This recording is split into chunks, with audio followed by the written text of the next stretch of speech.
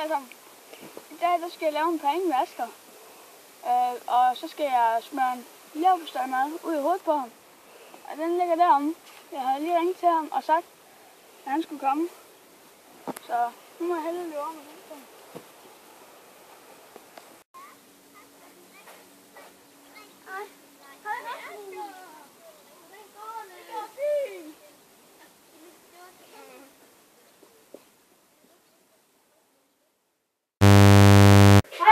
Til Rasmus' magiske introduktion.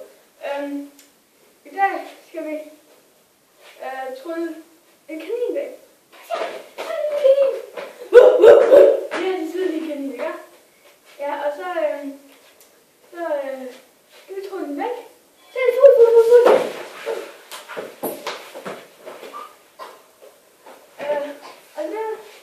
Og så er den væk.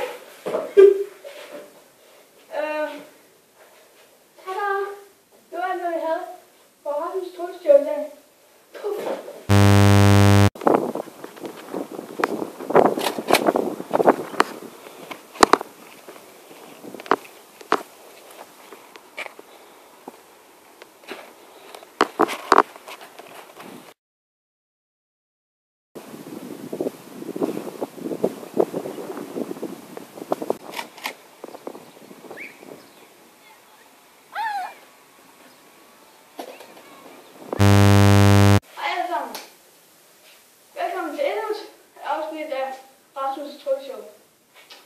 I dag skal vi lære at lave telepathi.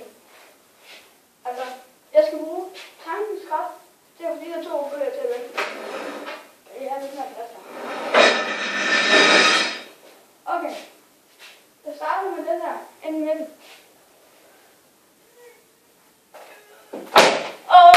Jeg vil gå her, hva'?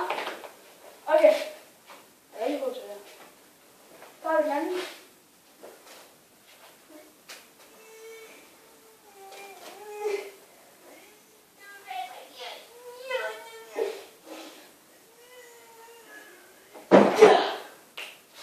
Jeg er mester.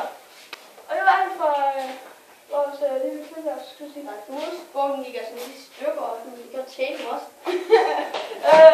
Slut! Ja, og det er vigtigt, hvis vi kan godt vil gøre sådan her derhjemme.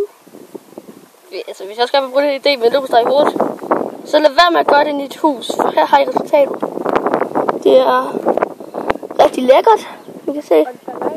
Det falder også helt til af, ja. Jeg har fundet øjet lidt til siden. Det ligner en halv krokodille, det er sådan en halv død, rød krokodille. Jeg fik græs i hovedet. Men ja. Så lad mig gøre det her derhjemme. Det er måske en lille tip for mig. Sig noget, Rasmus. Hej! Hej.